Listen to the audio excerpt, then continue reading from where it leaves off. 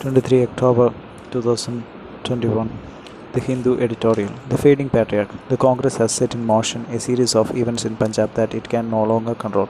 Former Punjab Chief Minister Amarinder Singh has announced plans to launch a new political outfit and explore an arrangement with the BJP ahead of next year's assembly election in the state. The BJP is warming up to the idea. The proposed new party and its partnership with the BJP is an act of expediency and opportunism of high order by both sides. The Congress had forced Mr. Singh to quit as the Chief Minister in September, bringing an abrupt end to his role at the helm of party affairs in the state.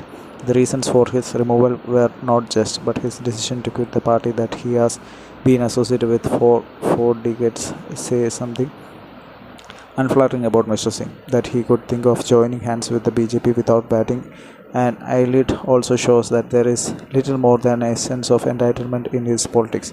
The captain has been a central character in Congress politics, particularly in the years following the rise of the BJP in 2014. He led the party to victory in Punjab in 2017 and in 2019.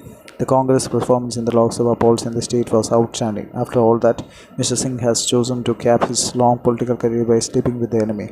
The BJP is a marginal player in Punjab, and the ongoing controversy over 3 farm laws has further alienated it from the entrenched farming communities in the state. The debate on the merits of the farm laws apart, the BJP also questioned the patriotism of the protesters. The party is now hoping for an outreach to the Sikh farmers through a partnership with the captain. Whether it can offer any compromise that the farmers might find palatable remains to be seen. The Congress High Command cannot absolve itself of the mess in the state. It decided to unsettle its own government for no apparent reason and elevated a turncoat to lead its state unit. The party appointed a Dalit Sikh as Chief Minister in place of Mr. Singh, which is a bold experiment that is fraught with fresh problems. If it can mobilize public opinion in favor of its social justice politics, the Congress can remain in the reckoning. The Galidal, having parted with its long-term ally, the BJP is now hoping to gain from the confusion arising out of the crisis in the Congress. The Congress has set in motion a series of events that it is no longer in control of. It also appears incapable of recalibrating its strategy for the state.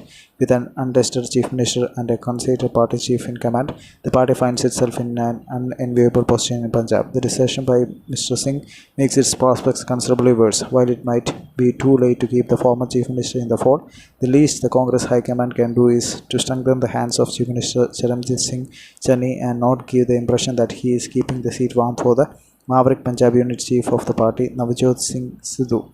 Shorter and shorter. Indian cricket is in transition phase as the ICC T20 World Cup gets underway.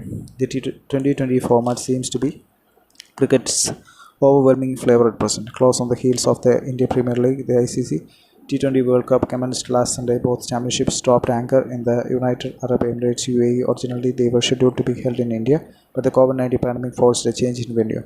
The Board of Control for Cricket in India shifted the franchisee-based league and the multinational event to the UAE, and many players have seamlessly moved on from club to country. Nearly a week has lapsed since the latest T20 World Cup made its initial steps under the West Asian skies, during which lesser-paced teams tried to qualify for the Super 12 segment that formally starts today. This, in fact, is the real deal, and nothing can get bigger than the Super 12 Group 2 match that pits India against Pakistan in Dubai on Sunday. In ICC events, India holds an edge over its neighbour beyond the Radcliffe line, but for a vast generation of fans, cricketing skirmishes involving the two in the UAE often draw in a difficult memory. Not many can forget Javed Miander clouting a last ball 6 off Chetan Sharma and winning for Pakistan the Australia Asia Cup in 1986. From then on, India was on the ascent.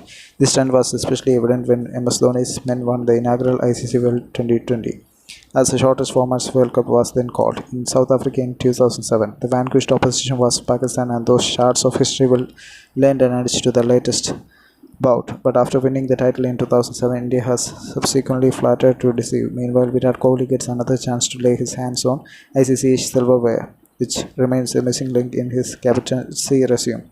That he is also giving up his T20 captaincy after the championship should push him further towards this goal. Dhoni's presence in the dressing room as a mentor, while the coaching staff led by Ravi Shastri prepared to bow out after a few weeks, is indicative of the imminent leadership transition within the Indian ranks, with its players having featured in the previous IPL and the other conference gleaned from the warm-up victories over England and Australia. India is in a good space. Defending champion West Indies, Australia, South Africa, England and New Zealand may fancy their chances. But this tournament isn't entirely about the established units. It's also about Scotland pushing its way in or Afghanistan turning up despite the turmoil back home.